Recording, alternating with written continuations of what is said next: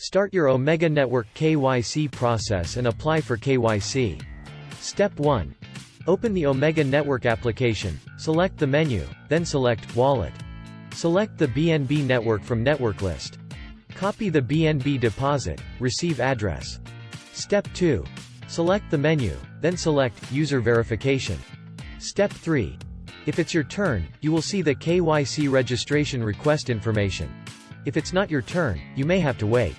Fill out the registration form, which includes name, country, document number, and OMN wallet address that we have copied in Step 1.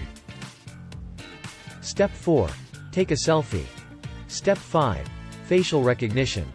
System will send you a notification to let you enter KYC. Users will have 1 hour from the start of KYC and 3 verification chances. Press Let's Go, and follow the instructions to conduct facial recognition.